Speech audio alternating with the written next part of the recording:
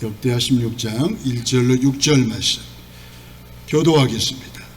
하나님의 궤를 메고 들어가서 다윗이 그것을 위하여 친 장막 가운데 두고 번제와 화목제를 하나님께 드리니라.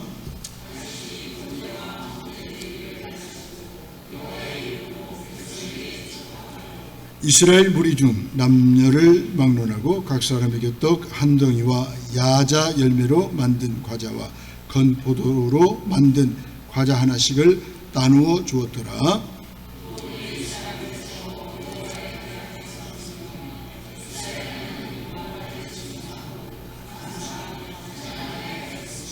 함께 보겠습니다.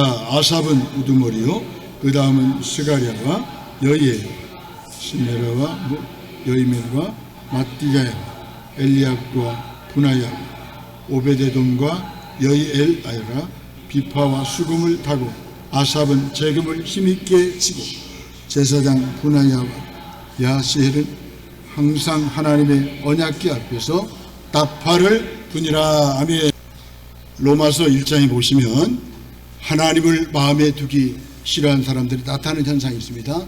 생각이 허망해졌다는 것입니다. 생각이 병들었다는 것입니다. 생각이 악하다는 것입니다.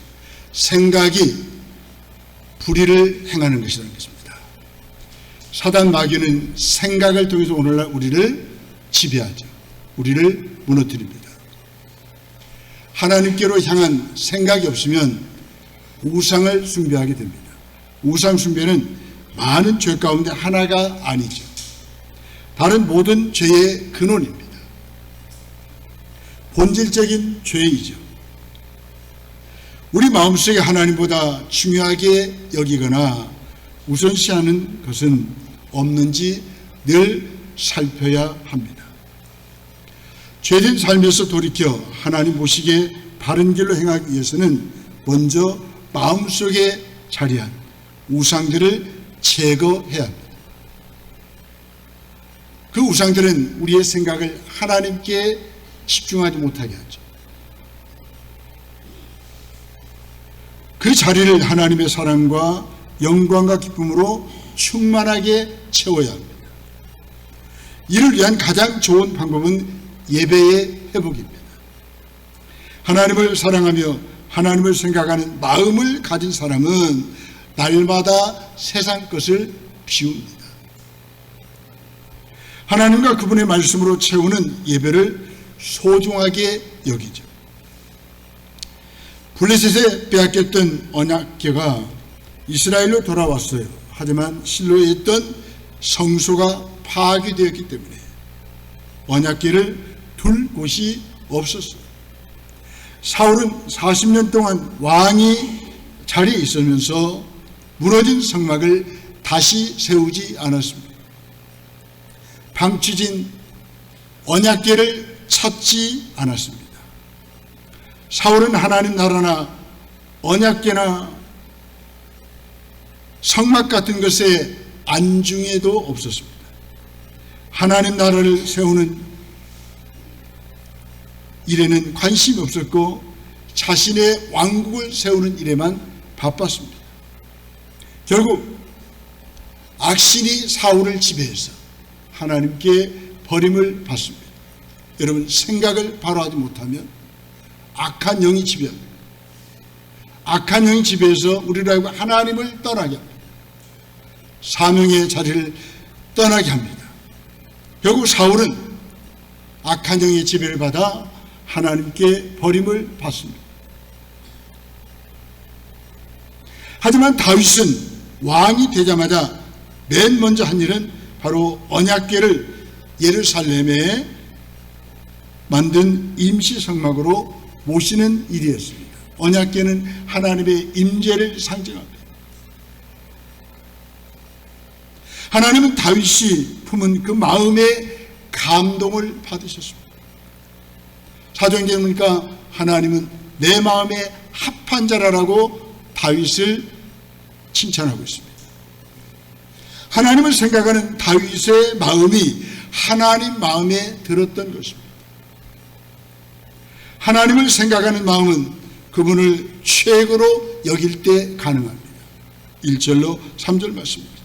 다윗은 하나님을 최고로 여겼습니다. 하나님으로 기쁨을 삼았습니다. 하나님을 기쁘시게 하는 것이 그의 최상의 기쁨이었습니다. 다윗은 언약궤를 운반하고 안치하는 모든 과정에서 하나님께 제사를 드립니다. 하나님께 번제와 화목제를 드렸다라고 1절에서 말씀하고 있습니다. 여기서 드리다라고 하는 말은 가까이 한다는 뜻이에요.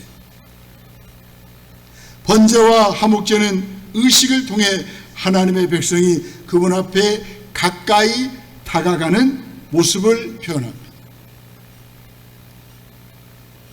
여러분, 우리가 무엇을 최고로 여기십니까? 거기에 우리의 마음을 가까이 하는 것입니다. 번제는 하나님을 향한 충성을 말합니다. 화목제는 그 결과로 나타나는 하나님과 백성 간의 화목을 상징하고 있습니다. 예배는 이중적인 의미를 지니고 있습니다. 수직적으로는 하나님을 향한 충성입니다. 수평적으로는 성도들과의 교제입니다. 다윗은 하나님께 제사를 드린 후에 백성을 축복합니다. 각 사람에게 떡과 야자 열매 과자 등을 나누어 줍니다. 그렇습니다. 예배에 성공하신 분들은 다른 사람을 축복합니다. 내가 가진 것을 다른 사람과 함께 나눕니다. 예배가 주는 열매이죠. 성도는 예배로 왕이신 하나님께 충성을 드리고 나눔과 교제로 이웃 사랑을 실천하는 사람이죠. 하나님의 임재와 통치가 임한 곳에 진정한 화목과 교제가 일어납니다. 풍성한 감사와 기쁨이 넘칩니다. 하나님께서 우리의 예배 가운데 또 우리 삶의 중심에 임재하시기를 구하십시오. 하나님의 임재가 하늘의 영광과 땅의 평화를 성취합니다. 하나님의 개가 이스라엘 장막에 오신 것처럼 하나님의 아들이 세상에 오셨습니다. 하나님의 함께하심 곧 임마누엘의 성취입니다. 우리 예배도 다윗과 백성들처럼 하나님의 오심을 기뻐하는 일입니다. 하나님을 최고로 여기는 일입니다. 예배가 무엇입니까? 하나님을 최고로 여기는 것입니다. 최고의 자리에 모시는 것입니다. 하나님은 하늘에 계신 주권자이십니다. 하늘에 앉아 계셔서 이 세계 모든 상황을 다스리십니다. 자기 백성의 모든 형편을 다 아시고 도와주실 수 있는 능력을 가지신 분이십니다. 지금 이 순간 우리 기도를 향해 몸을 기울여 주시는 분을 상상해 보십시오. 우리 하나님은 저와 여러분들이 구할 때 좋은 것 주시려고 몸을 구부리고 우리에게 다가오십니다. 하나님은 우리 하나님이시죠. 우리의 하나님뿐만 아니라 은혜 주시기를 기뻐하시는 분이십니다. 하나님은 특별히 우리와 자녀 관계를 맺으시고 계속해서 은혜를 베푸시는 자비로우신 아버지이십니다. 끊임없는 고난과 유혹과 순탄하다는 상황에서도 끊임없이 은혜를 베푸시는 하나님을 최고로 여기고 쳐다봅시다. 주변 모든 사람이 우리를 비웃으며 내려다보는 상황 속에서도 오직 은혜 베푸시는 하나님을 우러러 봅시다. 여러분, 피곤하다 생각될 때 하나님 바라보십시오. 피곤이 풀립니다. 땅만 쳐다보면 더 피곤해요. 마음이 우울할 때 하나님을 우러러 보십시오. 그분이 우리의 마음을 변화시키시고 우리의 마음속에 평안함을 주실 것입니다. 하나님을 믿지 않는 것을 오히려 똑똑한 것처럼 포장하는 오늘의 문화 속에서 하나님을 최고로 여기며 살아갑시다. 성경은 하나님을 최고로 여기며 살아가는 사람을 지혜로운 사람이라고 말합니다. 하나님을 생각하는 마음으로 바라봅시다. 하나님을 사랑하는 최고의 표현은 그분께 칭송하고 감사하며 찬양을 올려드리는 일입니다. 4절로 6절 말씀. 레위 사람들은 12지파 가운데서 하나님을 섬기도록 바쳐진 사람입니다. 이 아침에 오신 저와 여러분들도 하나님을 섬기도록 하나님께 바쳐진, 드려진 사람입니다. 우리가 다른 데 눈을 돌릴 수 없어요. 우리의 생각을 다른 데 둘 수가 없어요. 우리의 생각은 오직 하나님만 사랑하고 섬기는 데에 마음을 두어야 합니다. 특별히 다윗은 하나님의 궤 앞에서 섬길 레위 사람들을 따로 구별해서 세웁니다. 그들은 궤 앞에서 항상 하나님을 칭송하고 감사하며 찬송하는 일을 했습니다. 여기서 칭송하다는 말은 기억한다는 뜻이에요. 여러분, 누가 하나님 앞에 예배합니까? 하나님을 최고로 여기십니까? 하나님이 주신 은혜를 기억하는 사람이 하나님을 최고로 여기는 거예요. 하나님의 값없는 은혜를 기억하면 감사와 찬양이 터져 나옵니다. 찬송하는 직무를 맡은 레위 사람은 하나가 되어 힘있게 항상으로 섬겼습니다. 5절에 보니 힘있게, 6절에 항상. 저와 여러분들은 하나님을 섬기도록 부름받은 사람입니다. 우리가 하나님을 섬길 때, 사역을 할 때 항상 힘있게 하셔야 됩니다. 힘있게 항상 하셔야 됩니다. 하나님을 우러러보면, 하나님을 생각하면 하나님께 우리에게 힘있게 사역을 감당할 수 있도록 도우십니다. 항상 감당할 수 있도록 도우십니다. 예배와 찬양은 우리를 지으시고 구원하신 하나님의 변함없는 목적입니다. 하나님이 우리를 지으시고 구원하신 목적은 무엇입니까? 예배하도록 하기 위해서 그렇게 하신 것입니다. 여러분, 개와 고양이 이런 것은 예배할 수가 없어요. 하나님의 형상을 따라 지음받은 하나님과 언약을 맺은 사람들만 예배할 수 있는 거예요. 예배할 수 있다는 게 얼마나 큰 축복입니까?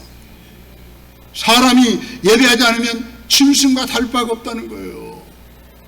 겉모습은 사람인데 짐승이에요, 짐승. 이 아침에 하나님 앞에 예배할 수 있도록 은혜 주시면 얼마나 감사합니까? 사람들은 짐승이라면 기분 나빠요.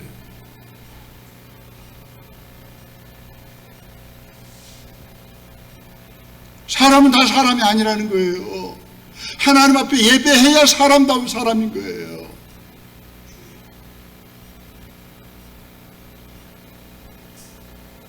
감사와 찬양을 표현하는 데는 악기들도 동원합니다.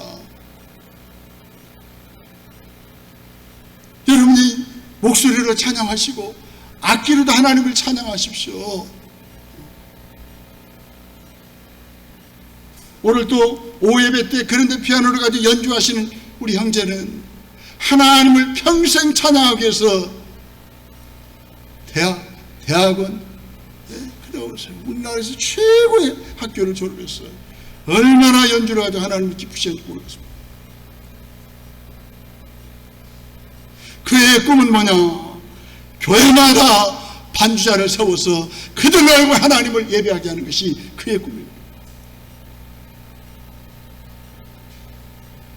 한국 종합예술학교를 아무나 가는 게 아닙니다.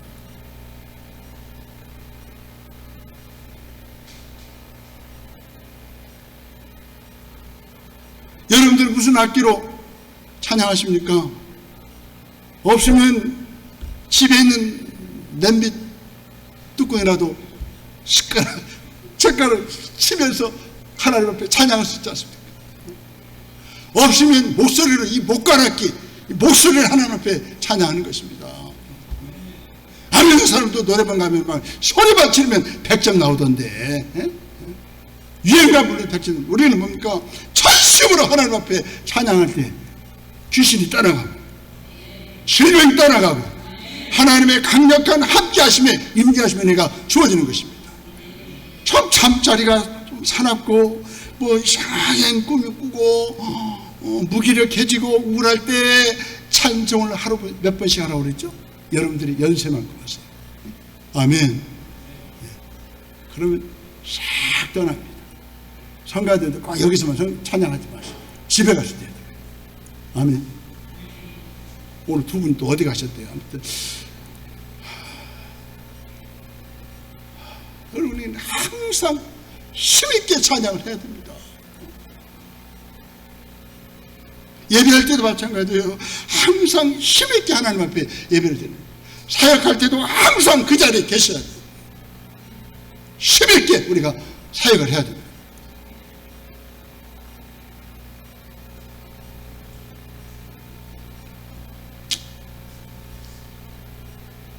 감사는 하나님의 하나님 되심을 인정하는 일입니다. 그럴 때 감사가 나오는 것입니다. 찬양은 하나님의 성품과 능력과 역사를 사람들에게 자랑하고 선포하며 초대하는 일입니다. 그러면서 찬송 한 곡만 제대로 불러도 인생이 바뀝니다.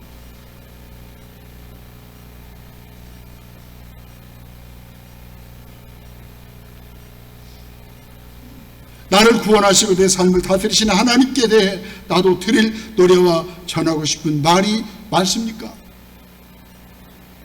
하나님을 최고로 여긴다면 그분을 전심으로 구해야 합니다. 성가대 10절, 11절 읽어보세요. 10절, 11절 시작.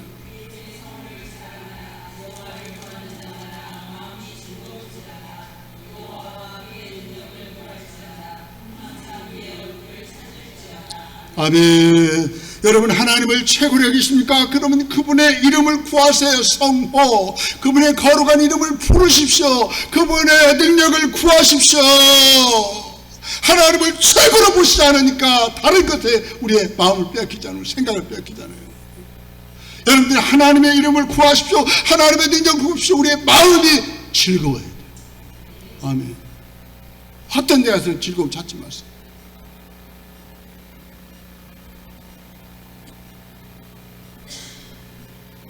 하나님을 최고로 여기니까 하나님을 찾잖아요. 하나님을 구하잖아요. 하나님께 내 인생을 맡기잖아요.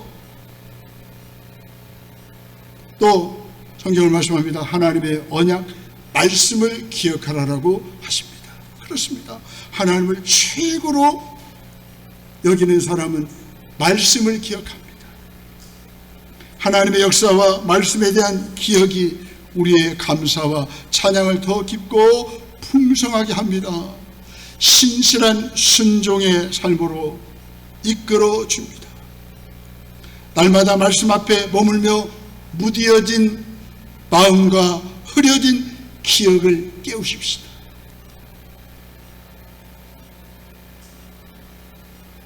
만국의 모든 신은 헛것입니다.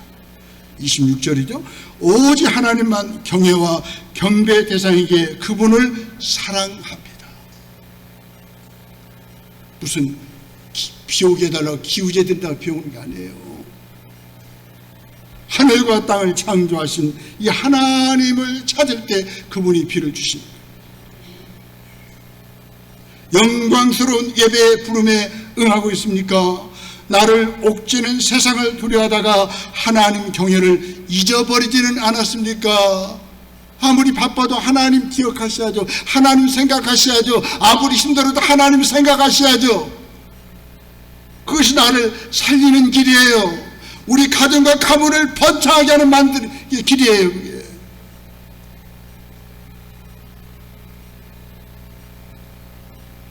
세상의 헛된 것만 추구하다가 하나님 경배를 잊어버리고 있지는 않습니까? 하나님의 이름에 합당한 영광을 그에게 돌리고 있습니까? 하나님께 드릴 만한 아름답고 거룩한 예물이 내게는 무엇입니까? 29절에 보니까 거룩하고 아름다운 예물로 드리라. 나 자신이 거룩하고 아름다운 예물이 되지 않겠습니까? 하나님은 자기 백성을 보호하십니다. 하나님의 선하고 의로운 통치가 이루어지는 곳에 참된 경외와 즐거움이 있습니다. 억울하고 답답한 현실 속에서도 주저앉지 않고 소망을 가질 이유가 여기에 있습니다. 나를 보호하신 하나님 때문에 우리가 다시 일어서는 거예요. 이것은 마르지 않는 찬양의 원천입니다. 섬김과 헌신의 이유입니다. 나를 보호하시 사랑하신 하나님을 생각하면 자발적으로 헌신하는 거예요. 땅끝까지 전해야 할 영광스러운 진리이죠. 그러니 무엇보다도 하나님의 성품을 더 깊이 묵상하십시오. 현대 사람들은 그냥 맛집만 이런 거, 맛집만 여행 갈 보면 묵상 필요하죠. 근데 죄송한데 맛집만 가서 맛있는 음식 먹으면 사람 질병 생깁니다. 몸이 아파요. 맛없는 것도 먹어야 몸이 건강한 거예요. 좀 그런 마음 가지고 하나님의 성품을 좀 연구하고 하나님이 하신 일을 좀 깊이 생각하면 얼마나 좋겠습니까? 그럴 때 내 가슴이 뜨거웠다고요. 이 하나님의 성품과 하나님이 하신 일을 생각하면 내 가슴이 뛰어요. 사역에 불이 붙어요.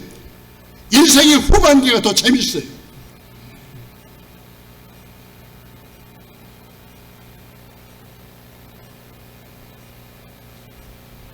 우리를 더 깊고 풍성한 예배와 기도와 헌신의 자리로 이끌 것입니다. 뭐요? 무엇이요? 하나님의 성품을 알 때 그 성품이 우리를 이끌어 가십니다. 다윗은 하나님 예배함을 나라의 근간으로 삼았습니다. 여러분들의 삶의 기초는 뭡니까? 예배하는 거죠. 여러분들의 가정의 기초가 근간이 뭐예요? 예배하는 거예요. 누구? 하나님을 최고로 여기고 하나님을 예배하는 거예요. 그분을 높여드리는 것이 우리의 삶의 기초가 되지 않겠습니까?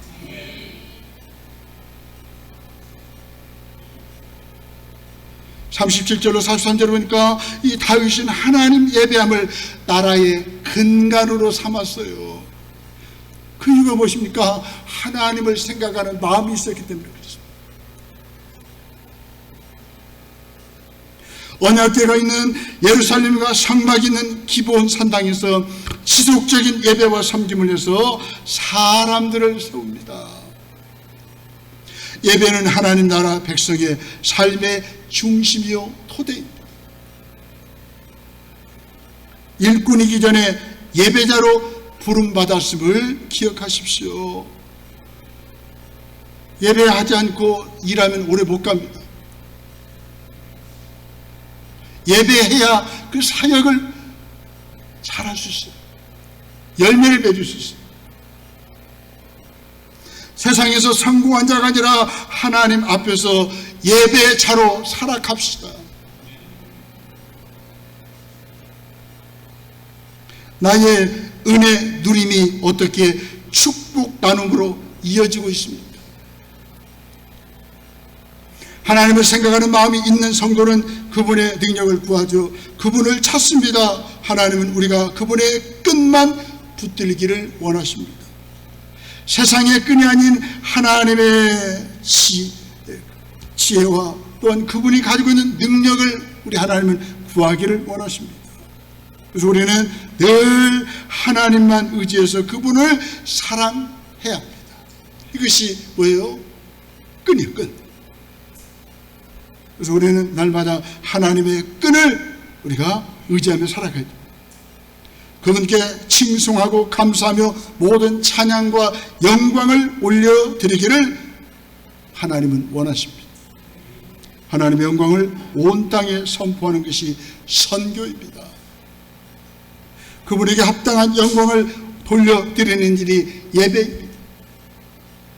복된 인생은 하나님을 생각하는 마음을 즐거워합니다.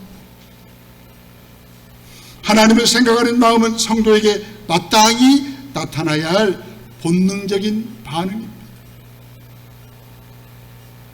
성도는 하나님의 위대하심에 대한 경배와 찬양을 멈추지 말아야 합니다. 하나님을 생각하는 마음의 최고의 정점은 예배입니다. 하나님을 생각하는 사람들의 모습이 예배로 나타납니다. 그분을 최고로 여길 때 가능한 일입니다. 다윗은 예배의 가치와 기쁨을 잘 알고 있었습니다. 하나님의 영원한 인자하심을 알았습니다. 우리가 늘 감사하고 찬송할 이유입니다. 하나님을 생각하는 마음에 하나님은 상상할 수 없는 은혜의 선물을 주십니다. 하나님은 다윗에게 그분의 계획과 약속을 전하십니다. 역대상 17장 7절로 15절 말씀입니다. 첫째는 하나님이 친히 다윗 왕조를 세우십니다. 하나님을 생각했던 다윗에게 그런 은혜를 주셔요. 둘째로 다윗의 아들이 하나님의 집을 건축하고 그는 하나님의 아들이 되며 그 왕의 자리가 영원할 것을 약속해 주십니다. 다윗에게 주신 언약은 그의 후손으로 오시는 예수 그리스도를 통해서 온전히 이루어집니다. 하나님을 생각하는 마음에 하나님은 큰 은혜를 부어 주십니다. 하나님을 생각하는 마음에 하나님은 더 많은 것들로 채워 주십니다. 하나님을 생각하셔서 하나님을 최고의 자리에 모시고 살아가셔서 하나님 신 은혜를 누리며 남은 생애를 살아가시는 우리 모두가 되시기를 소원합니다. 아멘.